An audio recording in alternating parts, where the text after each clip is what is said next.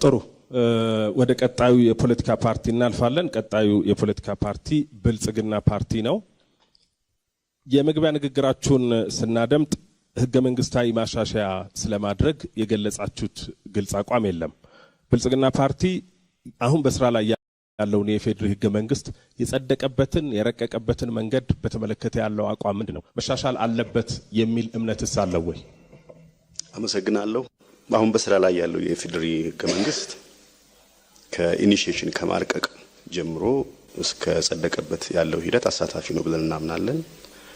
እንደሚታወቀው የህገ መንግስት አርቃቂ ኮሚሽን 87 አባላት የነበሩት በርካታ የፖለቲካ ኃይሎችን አሳትፏል። ያልተሳተፉቱ በስደት ላይ የነበሩ ኢህአፓና መኢሶን ብቻ ነበሩ። እነሱ ደግሞ አባሎቻቸው ግማሹ በስደት አብዛኛው በተለያዩ በኮሚሽን ውስጥ በተሳተፉ። ስለዚህ አሳታፊ ነው ብላችሁ ነው የምታምኑት? አሳታፊ ነው። እስከ ቀበሌ ድረስ በየቀበሌው ተካሂዶበታል። በመሻሻሉ ላይ ያላችሁ አቋም ዲስከሽን ተካሂዶበታል። አሳታፊ ነው ማለት ነው። በመሻሻሉ ላይ ያላችሁ አቋም ህገ መንግስት ሊሻሻል ይችላል። ነገር ግን የሚሻሻልበት ሂደት ላይ ነው ጥያቄያችን። ህገ መንግስት የማህበረሰብ ሶሻል ኮንትራክት ነው ብለናል። ገዢ ሰነድ ነው ብለናል። ነገር ግን ይሄ ህገ መንግስት የብሔረሰቦችን የረጅም ዘመን ትግል የማንነት ትግል ያከበረ ህገ መንግስት ነው። የሚሻሻለው አካታች አሳታፊ ብሔራዊ ምክክር ወይ ደግሞ በህዝብ ውሳኔ ለብሔራዊ ምክክር ያቀረባችሁት የህገ መንግስቱ መሻሻል ያለባቸው ዋነኛ ጉዳዮች ምንድናቸው? በብሔራዊ ለኢትዮጵያ ህዝብ ግልጽ መሆን አለበት። በብሔራዊ ምክክር ኮሚሽን ጊዜ በቅርብ ወደ ቴብል የምናቀርበው ነው የሚሆነው። ግን አሁን ይሄን ለሚከታተሉ ዜጎችም ይሄን ለሚከታተሉ ዜጎች ህገ መንግስቱ ሊሻሻል ይችላል። ህገ መንግስት የሚሻሻለው ዘላቂ እንዲሆን የተሻለ የተግባባንበት ሰነድ እንዲሆን ላይ ብልጽግና ያለው አቋም ምንድነው? አንቀጽ 39 የብሔሮች ብሔረሰቦችና ህዝቦች የማንነት መብት መከበር ዋስትና ነው። ህብረ ብሔራዊ ፓርቲ ነን። በህብረ ብሔራዊነትና በአንድነት መካከል ሚዛን ጠብቀን የምንሄድ ነን። ኢትዮጵያውያን የረጅም የተሳሰር የተጋመደ ታሪክ ያለን ነን። እናመሰግናለን። ብልጽግና ፓርቲ ለጥያቄው ምላሽ ሰጥቷል። ወደ ቀጣዩ የፖለቲካ ፓርቲ እናልፋለን። ቀጣዩ የፖለቲካ ፓርቲ የኢትዮጵያ ዜጎች ለማህበራዊ ፍትህ ነው። የኢትዮጵያ ዜጎች ለማህበራዊ ፍትህ ህገ መንግስታዊ ማሻሻያ ለማድረግ አቋም እንዳለው በመግቢያ ንግግራችሁ ላይ ገልጻችኋል። በርካታ ጉዳዮችን ለማሻሻል እንዳቀዳችሁ። አሁን በስራ ላይ ያለውን የፌዴራል ህገ መንግስት ለማሻሻል ግን በተለይ ህገ መንግስቱ በራሱ ባለው የማሻሻያ መንገድ ለማሻሻል ግን ውስብስብ የህግ ሂደቶችን ማለፍ የሚጠይቅ ነው። የሁለቱን ምክር ቤቶች 2/3 ድጋፍ ማግኘት አለበት። ካሉት ክልሎች ደግሞ 2/3 የሚሆኑት ክልሎች ማሻሻያውን መደገፍ አለባቸው። አንዳንዶቹን ይዘቶቹን ለማሻሻል ሙሉ ክልሎች ካልደገፉ ማሻሻል የማይቻልበት ሁኔታም አለ። ስለዚህ ኢዜማ ህገ መንግስት የሚያሻሽለው በራሱ በህገ መንግስቱ መንገድ ነው ወይስ ኤክስትራ ኮንስቲቱሽናል ወይም ከህገ መንግስቱ ውጪ በሆነ መንገድ ነው? በምን መንገድ ነው ልታሻሽሉ ያሰባችሁት? መሻሻል ካለባቸው ብለን ከምናስባቸው አንቀጾች አንዱ የህገ መንግስቱ ማሻሻያ አንቀጽ ነው። በዚህ ምክንያት the most rigid constitution in the world በዓለም ላይ ሊታረም የማይችል ህገ መንግስት የኢትዮጵያ ህገ መንግስት ነው። አሁን ባለው የኢትዮጵያ ህገ መንግስት መሰረት ህገ መንግስቱን ማሻሻል ኦልሞስት ኢምፖሲብል ስለሆነ በእኛ እምነት ህገ መንግስት ለህዝብ ተጻፈ እንጂ ህዝብ ለህገ መንግስት አልተፈጠረም ብለን ስለምናምን በኢትዮጵያ ህዝብ ውሳኔ የሚሻሻሉ አንቀጾች በፖለቲካ ድርድርና ውይይት የሚሻሻሉ አንቀጾች አሉ ብለን እናምናለን። አጠቃላይ ግን የምናሻሽለው ህገ መንግስቱን ኤክስትራ ኮንስቲቱሽናል በሆነ መንገድ ነው፣ ከህገ መንግስቱ ውጪ በሆነ መንገድ ነው። ምክንያታችን ህዝብ ለህገ መንግስት አልተፈጠረም፣ ህገ መንግስት ነው ለህዝብ የተፈጠረው ብለን ስለምናምን። የትኛውን የህገ መንግስት ይዘቶች ማሻሻል ነው የምትፈልጉት? የህገ መንግስት ማሻሻያዎቻችን በጣም በርካታዎች ናቸው። የሚጀምረው ከአጠቃላይ ህገ መንግስቱ መንፈስ ነው። የህገ መንግስቱ መንፈስ ኢትዮጵያውያንን በአንድነት በአንድ የማኖር ሳይሆን አላማው የሚመስለው መገንጠልን ሁለቱ ወዳጆቼ የደገፉትን አንቀጽ የያዘ ከጋብቻው በፊት በእኛ እምነት ፍቺውን ያስቀደመ ህገ መንግስት ነው። የኢትዮጵያ ህዝብ ቅድም ወንድሜ እንደገለጸው አንድ ህዝብ ነው ብለን ነው የምናምነው። በማንነት በዳይቨርሲቲ የተዋበ ግን አንድ ላይ የተገመደ አንድ ህዝብ ነው ብለን ነው የምናምነው። ይሄንን በሚያረጋግጥ አንድነትን በሚያጠናክር መልኩ ህገ መንግስቱን እናሻሽላለን። የህገ መንግስቱ አንቀጽ 8 ሉዓላዊነትን የተመለከተው ቀጥታ ለህዝብ እንዲሆን እናደርጋለን። ከብሔር ብሔረሰቦች ወጥቶ የዘውግ ፖለቲካን ህገ መንግስታዊ መሰረቶች እናስተካክላለን። አንቀጽ 6 ሰንደቅ ዓላማን እናስተካክላለን። በኢትዮጵያ ህዝብ ውሳኔ መወሰን አለበት ብለን ነው የምናምነው። አንቀጽ 39 መገንጠልን ከኢትዮጵያ ህገ መንግስት ላይ ለአንዴና ለመጨረሻ ጊዜ እንሰርዛለን። አንቀጽ 40 የመሬት ስሪትን በተመለከተ መሬት በሶስት ስሪቶች መሆን አለበት፣ የግለሰብ መሬቶች መኖር አለባቸው ብለን እናምናለን። ፓርላመንታዊ ስርዓትን በፕሬዚዳንሻል ሲስተም እንቀይራለን። አንቀጽ 46 እና 47 የክልል ማካለያ መሰረቶች የሆኑትን እንቀይራለን። ዘርፈ ብዙ የሆኑ የክልል ማካለያዎች ያስፈልጉናል። አንቀጽ 52 የክልሎች ስልጣንና የፌዴራል መንግስቱን ስልጣን እናሻሽላለን፣ እናስተካክላለን። የኢትዮጵያ ዜጎች ለማህበራዊ ፍትህ ጥያቄውን ለመመለስ የተመደበላችሁ ጊዜ ተጠናቋል። ምላሽ ሰጥታችኋል። ወደ ቀጣዩ የፖለቲካ ፓርቲ ነው የምናልፈው። ሰላም ለኢትዮጵያ ጥምረት ነው ቀጣዩ የፖለቲካ ፓርቲ። ሰላም ለኢትዮጵያ ጥምረት የህገ መንግስት ማሻሻያ የማድረግ አቋም እንዳለው በመግቢያ ንግግራችሁም ላይ በማኒፌስቶአችሁም ላይ የተገለጸ ጉዳይ ነው። በርካታ ይዘቶችን የማሻሻል ሐሳብ አላችሁ። ተመሳሳይ ጥያቄ ነው ለእናንተ የማነሳው። አሁን ባለው የኢፌዴሪ ህገ መንግስት የማሻሻያ መንገድ በራሱ በህገ መንግስቱ መንገድ ውስብስብ የህግ መንገዶችን ማለፍ የሚጠይቅ ነው። ሰላም ለኢትዮጵያ ጥምረት በምን አይነት መንገድ ነው ህገ መንግስቱን ለማሻሻል ያቀደው? በራሱ በህገ መንግስቱ መንገድ ወይም ከህገ መንግስቱ ውጪ በሆነ መንገድ? አመሰግናለሁ። አሁን ያለው ህገ መንግስት አንቀጽ 104 እና 105 ህገ መንግስቱ እንዳይሻሻል ተደርጎ የተሰሩ ናቸው። ከላይ ወደ ታች ነው። የትኛው ዓለም ላይ ህገ መንግስት የሚሻሻለው በሶስት መንገድ ነው። አንደኛ በሪቮሉሽን ነው። ሰላም የኢትዮጵያ ጥምረት ያንን ሪቮሉሽን አይደግፍም። ሌላኛው መንገድ ደግሞ ሪቪዥን ነው። ስለዚህ መከለስ ይቻላል ማለት ነው። አሁን ያለው ህገ መንግስት ከላይ ወደ ታች ስልጣን የያዘው መንግስት ካልፈቀደ መሻሻል የሚችል አይደለም። ስለዚህ ህዝብ አገራዊ ምክክር መደረግ አለበት። አጀንዳ አቅርበናል እንደ ጥምረት። በዛ ጥምረት ላይ ለሀገራዊ ምክክር ኮሚሽን ያቀረባችሁት የህገ መንግስት ማሻሻያ ጉዳይ ምንድን ነው? 1001 አብዛኛው አንቀጾች በተለይ ከሰብአዊ መብት ድንጋጌ አንቀጽ ከሰብአዊ መብት ድንጋጌ ከሚደነግጉ ውጪ አብዛኞቹ አንቀጾች እንዲሻሻሉ አቅርበው የክልል አከላልን በተመለከተ ክልል አከላል አሁን ኮንፊውዝድ የሆነ ነው። ለፌደራል መንግስቱ ባላንስ እንኳን አይሰጥም። ባላንስ እንኳን የሚሰጥ የክልል አደረጃጀት አይደለም።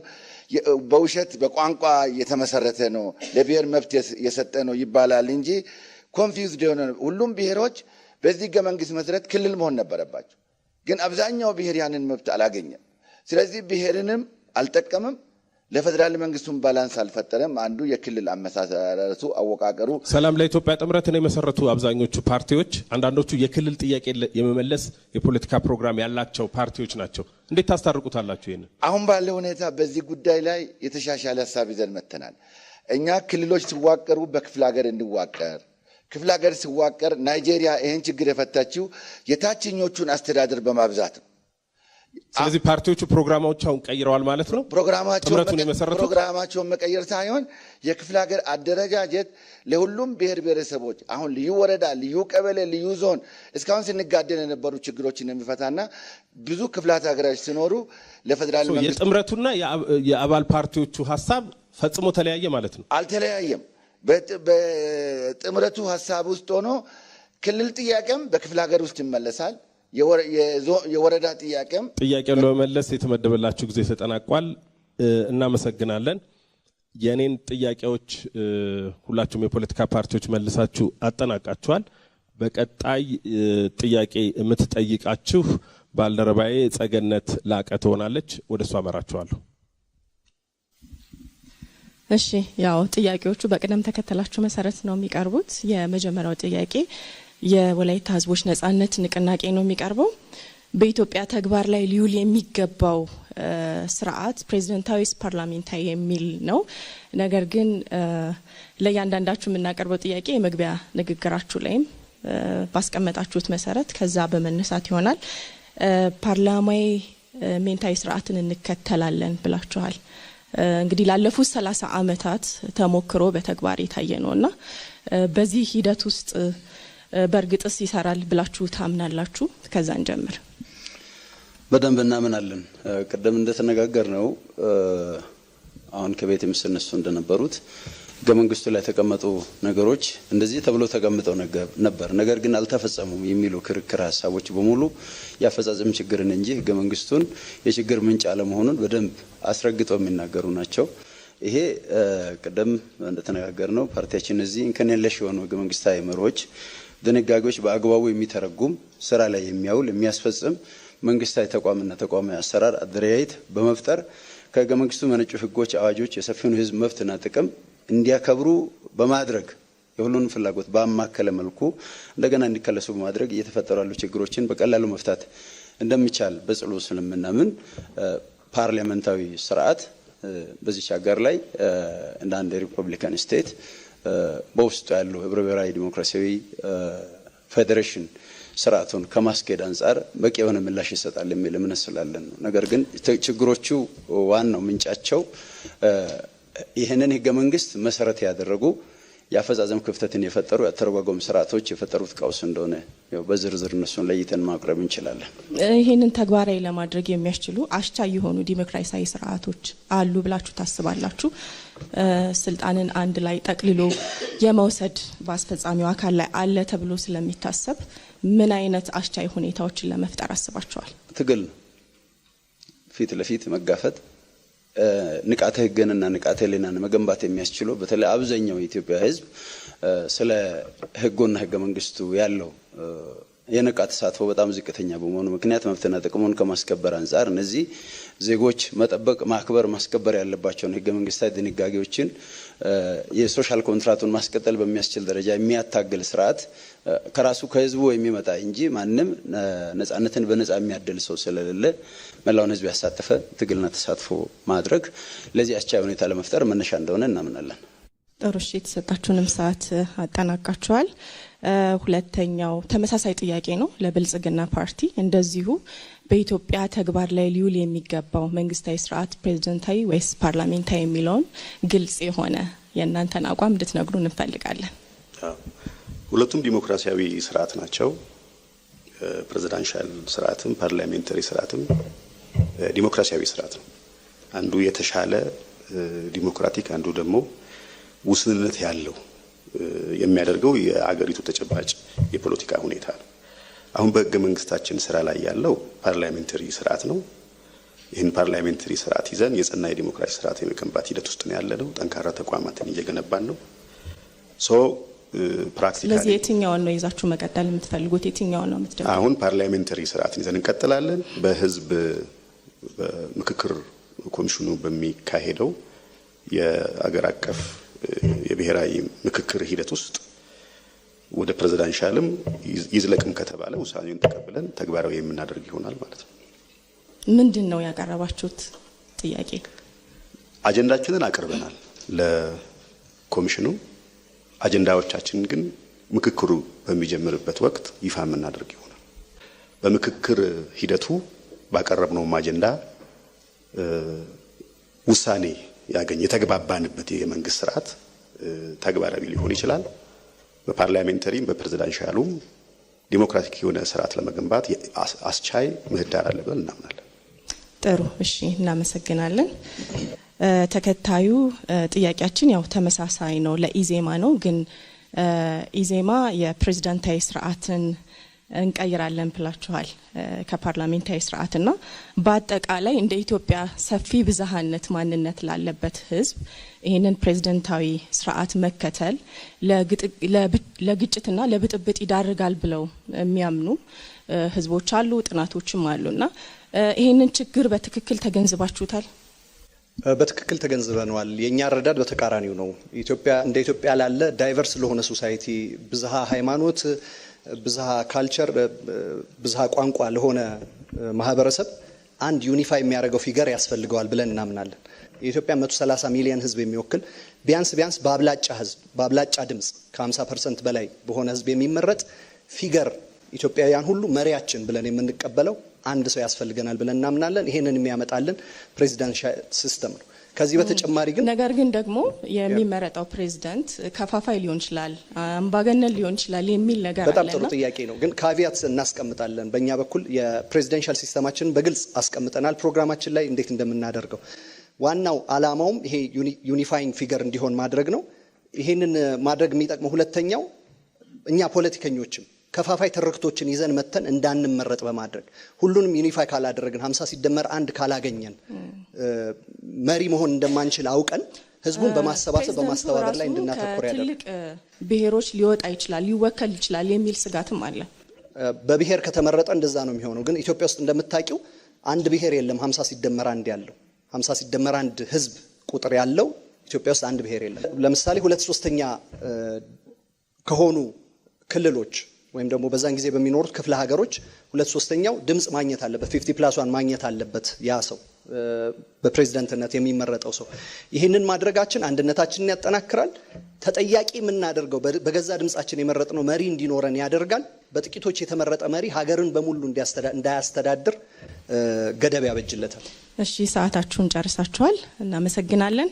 ተከታዩ ጥያቄ ሰላም ለኢትዮጵያ ጥምረት ፓርቲ ይሆናል።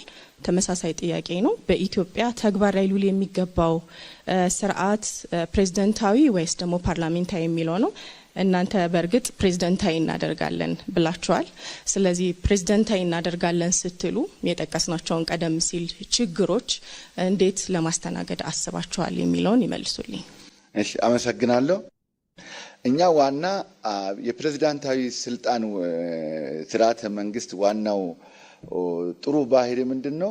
የስልጣን ክፍፍል አለ፣ ቼክ ኤንድ ባላንስ አለ። ስለዚህ ፕሬዝዳንቱ ብቻ አይደለም ስራ የሚሰራው። እንዳው በህገ መንግስቱ ላይ የፕሬዝዳንቱ ስልጣን ኢኑመሬት ይደረጋል፣ የምክር ቤቱ ስልጣን ኢኑመሬት ይደረጋል፣ የዳኝነት ስልጣን ኢኑመሬት ይደረጋል። ስለዚህ ቼክ ኤንድ ባላንስ ያደርጋል። አንድ አብሶሉት ፓወር የሚኖረው አይነት አይደለም። እንዳው ፓርላሜንታሪ ሲሆን ነው ስልጣን የተቀላቀለ አስፈጻሚው አብሶሉት ሆነ ፓወር ያለው የሆነ ቡድን ተነጋግሮ ህግ ያወጣ በህግ የሚገዛ ስርዓት የሚፈጠረው ፓርላሜንታሪ ስርዓት ውስጥ ነው። ፕሬዝዳንታዊ ስርዓት ውስጥ ሲሆን ግን ሁሉ ነገሮች ግልጽ የሆኑ ትራንስፓረንት የሆኑ የስልጣን አካላት ስልጣን በህግ የተገደበ በህግ የተወሰነ ህገ መንግስቱ እነዚህን ነገሮች አኮሞዴት ካደረገ ፍርድ ቤቶች ሚናቸውን ከተወጡ ህግ አውጪው ሚናውን ከተወጣ አስፈጻሚው ሚናውን ከተወጣ ባላንስ የሆነ አገርን አንድ የሚያደርግ የሁሉንም ህዝቦች ውክልና አካታች የሆነ መንግስታዊ ስርዓት የሚኖረው በፕሬዝዳንታዊ ስርዓት እንጂ ፓርላሜንታሪ አይደለም። ስልጣኖቹ አይቀላቀሉም፣ ኢንዲፔንደንትሊ ስራ ይሰራሉ። ግን ቼክ ኤንድ ባላንስ እና የቁጥጥር ስርዓት ይኖራል የሚለው ከተመረጠው ፕሬዝዳንት ጋር በተያያዘ አምባገነናዊ ይሆናል የሚሉ ስጋቶችና ችግሮችን እናንተ እንዴት ነው የምትረዱት? አምባገነንነት እንግዲህ የመንግስትም የሰው ባህሪም ነው። ያንን የሚገታው ጠንካራ ስልጣን ገደብ ማድረግ ነው። በስልጣን ሂደቱ ላይ ጠንካራ ገደብ ማድረግ፣ ቀጥሎ ደግሞ ቼክ ኤንድ ባላንስ አንዱ እንዴት ይቆጣጠራል፣ አንደኛው መንግስት መዋቅር ከአንደኛው ጋር እንዴት ተጠያቂ ይሆናል፣ እንዴት ኃላፊነቱን ይወጣል የሚለው በህገ መንግስቱ በግልጽ ከተቀመጠ እንደዚህ ያሉ አምባገነን ነገሮች ሊኖሩ አይችልም። አልፎም አምባገነን ውሳኔ የሚሰጥ ነገር ካለ ወይ ጁዲሻሪው ይዟል ወይ ደግሞ ፓርላመንቱ ይዟል። ስለዚህ የአይነት ነገሮች ስለሚኖሩ ቼክ ኤንድ ባላንስ ስለሚኖር ጠንከር ያለ አገርና አካታች መንግስታዊ ስርዓት ሊኖር የሚችለው በፕሬዝዳንታዊ ነው። ስልጣን የማይቀላቀልም ከሚል ሂሳብ። ጥሩ ሰዓታችሁ ተጠናቋል። እናመሰግናለን። ባልደረባዬን ጋዜጠኛ ጸገነት ላቀንም ምላሽ የሰጣቸው የፖለቲካ ፓርቲዎችንም አመሰግናለሁ። ቀጣዩን ጥያቄ የምታቀርብላችሁ ደግሞ ባልደረባዬ መታሰቢያ ደረጀነች። ወደሷ አመራችኋል። አመሰግናለሁ። ምን አንድ ጥያቄ ነው ለሁላችሁም የማቀርበው። ህገ መንግስታዊ ክለሳ ወይም ደግሞ ማሻሻያ የሚለውን ነገር ስናነሳ ብዝሃነት ባለበት ሀገር ውስጥ ብዙ ጥያቄዎች፣ ብዙ ፍላጎቶች አብረው ይነሳሉ። በተለይ ደግሞ በዋናነት ህገ መንግስት ውስጥ ካሉት ከስራ ቋንቋ፣ ከሰንደቅ ዓላማ፣ ከብሔራዊ መዝሙር፣ ከሀገራዊ ምልክቶችና ከሌሎችም ተያያዥ ጉዳዮች ጋር ተያይዞ የተለያዩ ጥያቄዎችና ሀሳቦች ይነሳሉ። እነዚህን ጥያቄዎች በምን መልኩ ልትመልሱ አስባችኋል? እነዚህ ከህገ መንግስት አንጻር ኢትዮጵያ ውስጥ ያለው የቋንቋ፣ ባህል፣ ማንነት፣ ታሪክ ብዝሃነት በራሱ በህገ መንግስቱ ዋስትና የተሰጠው ነው።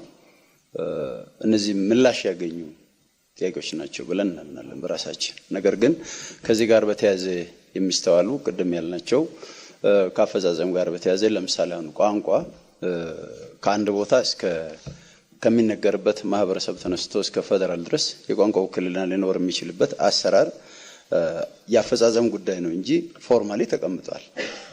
ስለዚህ አሁን ያለው በስራ ላይ ያለው ባለበት እንዲቀጥል ነው የምትፈልጉት? ለምሳሌ የስራ ቋንቋ አሁን ላይ አማርኛ ነው። ስለዚህ ተጨማሪ ቋንቋዎች አያስፈልጉም የሚሉ አቋም ነው ያላችሁ? አሰራር ይኖራል። አሰራሩ ምንድነው?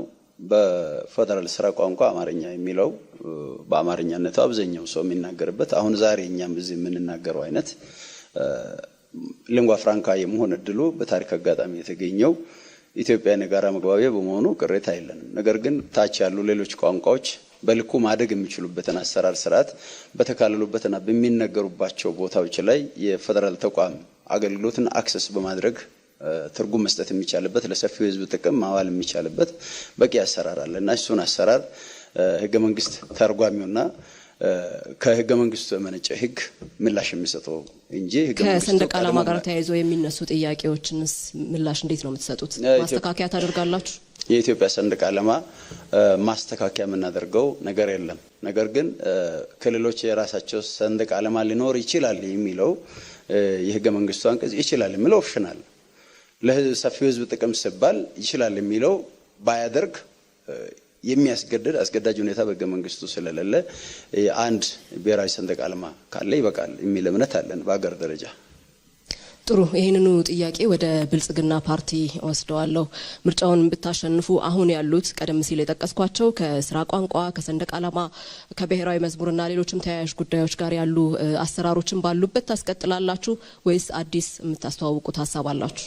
አመሰግናለሁ። እንደሚታወቀው ህገ መንግስታችን በአንቀጽ 5 ላይ ለሁሉም የኢትዮጵያ ቋንቋዎች እኩል እውቅና የሰጠ ነው።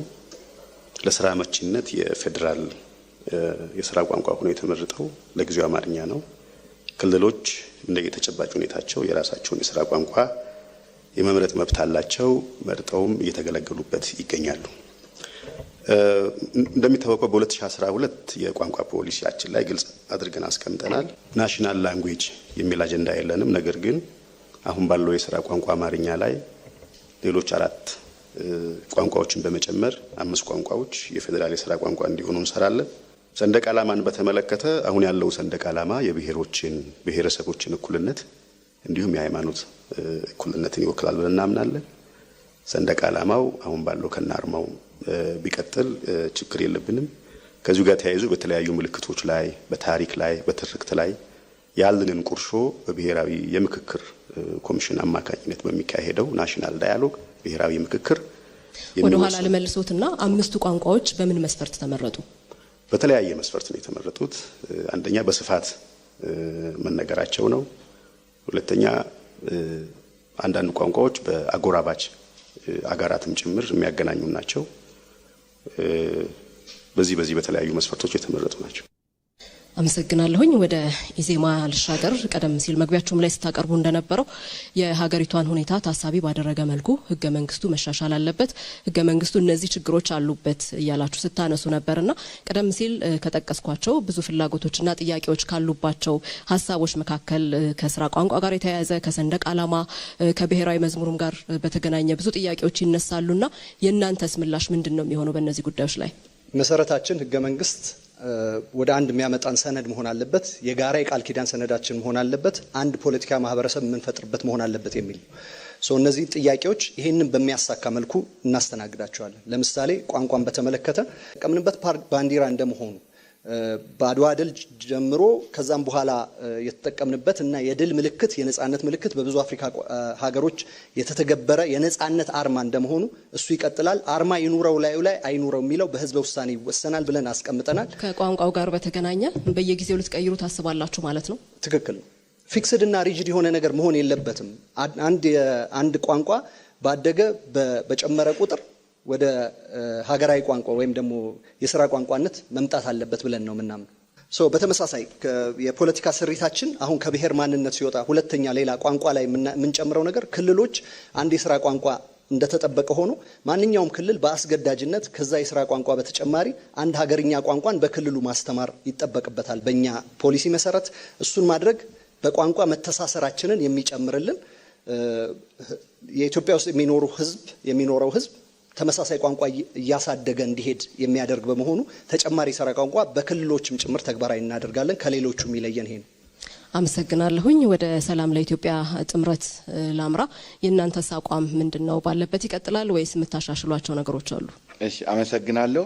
ቋንቋን በተመለከተ ቋንቋና ወንዝ ሰውን አጣላም። ስለዚህ መግባቢያ ነው። ወንዝም ያው እየሄደ እያጠጣ ነው የሚሄደውና ቋንቋ እየተግባባን የምንሄድበት ስለሆነ ቋንቋን በሚመለከት ያለን አቋም ምንድነው?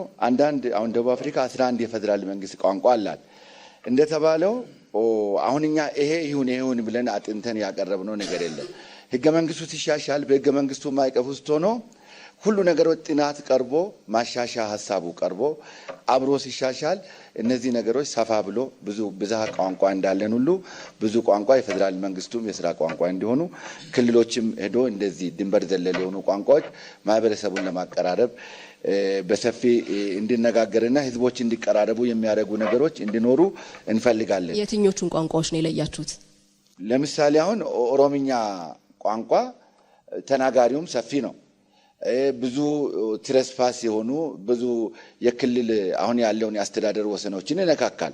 እነዚህ አሁን ይሄ ቋንቋ እንደ አንድ ቋንቋ ቢወሰድ ችግር የለንም በእኛ ጥምረት ማለት ነው። ሌላኛው ደግሞ አንዳንድ ቋንቋዎች ደግሞ በባህሪያቸው ለምሳሌ የአፋር ቋንቋ ከጅቡቲ ጋር ያገናኛል። ጅቡቲ ደግሞ እንደ ወደብ ነው። እነዚህ ብሔራዊ ጥቅም ያለባቸው ነገሮች መስፈርት ኖሮ ግን ዝርዝሩ ግን ያኔ ህገ መንግስቱ ሲሻሻል በጥናት ላይ ተመስርተን ሐሳባችንን ብናቀርብ የተሻለ ይሆናል። ሰንደቅ ዓላማን በተመለከተ አሁን ያለው ሰንደቅ ዓላማ ቢቀጥል በእኛ በኩል ብዙ አይነት ተቃውሞ የለንም። መዝሙሩም እንደዚሁ ግን ምክክር ይፈልጋል። ያኔ አሁን ዓለም ጊዜ ዳይናሚክ ነው። ዳይናሚክ ስለሆነ ከጊዜ ጋር አሁን ሰው ተዋልደዋል፣ አንድ ሆነዋል። ቴክኖሎጂም ህዝቡን እያቀራረበ ነው። በተቻለ መጠን ውህደትን፣ አንድነትን የሚያስተጋቡ ነገሮች ያነ ውይይቱ ጊዜ ህገ መንግስቱ ሲሻሻል ቢፈጠር የተሻለን የሚል አመለካከት ነው ያለን። አመሰግናለሁ። ጥያቄን ጨርሻለሁ። ጥያቄውን ያቀረበችውን ባልደረባዬን መታሰቢያ ደረጀንና ምላሽ የሰጣቸው የፖለቲካ ፓርቲዎች እናመሰግናለን። ከዚህ ከመድረክ አጋፋሪዎች ጥያቄ ቀርቦ ምላሽ የምትሰጡበትን ምዕራፍ አጠናቀናል። ከዚህ በመቀጠል የምናልፈው እዚህ በስቱዲዮ የሚገኙ ታዳሚዎች ለእናንተ ጥያቄ የሚያቀርቡበትና ምላሽ የምትሰጡበት ምዕራፍ ይሆናል። በዚህ በኩል ሁለት ሰው ይታየኛል። ከእሳቸው እንጀምራለን። እሺ፣ አመሰግናለሁ። ለብልጽግና ማቀርበው ጥያቄ ምንድን ነው? የህገ መንግስቱ መሻሻል በተመለከተ እንደ መርህ ተቀብሎታል። ያንም ደግሞ በውይይት መሰረት በማድረግ እንደሚያሻሽል ገልጿል። ከሚሻሻሉ አንቀጾች መካከል አንቀጽ 39 በተለይም የመገንጠል መብት የሚለውን በተመለከተ እሱን እንደሚያሻሽሉ ነው። አሁን ባለው ተጨባጭ ጥያቄ አንስቶ ችግር እየተፈጠራለ ወይ? አሁን ከመገንጠል መለስ ያሉ ጥያቄዎች ያለመከበር አይደሉም ወይ? ይህ ጥያቄ ለሌሎችም ስለሚሰራ ነው። ይህን ጥያቄ ሰላም ለኢትዮጵያ ነው የምጠይቀው። የመገንጠል ጥያቄ የኢትዮጵያ ችግር ነው ወይ? አሁን በተጨባጭ የምናየው ከወላይታ ነጻነት ግንባር እንደቀረበው ከዛ መለስ ያሉ ችግሮች አለመፈታት አይደለም ወይ? በዓለም ተጨባጭ ብንሄድ እነ ደቡብ ሱዳን፣ እነ ኤርትራ፣ እነ ፓኪስታን፣ እነ ባንግላዴሽ፣ ኢስት ቲሞር የተገነጠሉት የመገንጠል መብት በህገ መንግስታቸው ስላለ ነው ወይስ መብታቸውን ኤክሰርሳይዝ ባለማድረጋቸው ነው? ይህ ነው ጥያቄ። አመሰግናለሁ። የብልጽግና ፓርቲ በእርግጥ አንቀጽ ቆጥሮ እቺን አንቀጽ ቀይራለሁ ብሎ ሀሳብ አላቀረበም።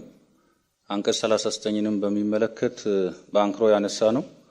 ለዘመናት ስነሳ የነበረው የብሔር ብሔረሰቦች በራስ እድል የራስን እድል በራስ የመወሰን በራስ የመተዳደር እድልን ያጎናጸፈ ህገ መንግስት ብለን እናምናለን። በመሰረታዊነት እኛ የምናምነው በጨፍላቂ አንድነትም አይደለም፣ በመገንጠልም አይደለም። ህብረ ብሔራዊ ብዝሃነትን ወይም ህብረ ብሔራዊ አንድነትን፣ በአንድነት ውስጥ ልዩነት፣ በልዩነት ውስጥ አንድነትን ተቀብለን የምንሰራ ፓርቲ ነን።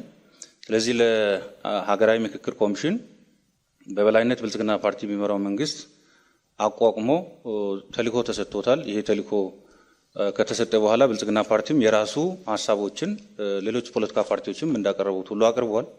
ስለዚህ ይህን ተከትሎ የኢትዮጵያ ህዝብ ምን ይፈልጋል፣ የትኛው አንቀጽ እንዲቀየሩለት ይፈልጋል፣ ምን አይነት የፌዴራሊዝም አስተላለፍ ይፈልጋል፣ የክልሎች አወቃቀር እንዴት እንዲሆን፣ የቋንቋ እንዴት እንዲሆን ይፈልጋል የሚለውም በጥቅሉ ነው እያቀረብን ያለ ነው።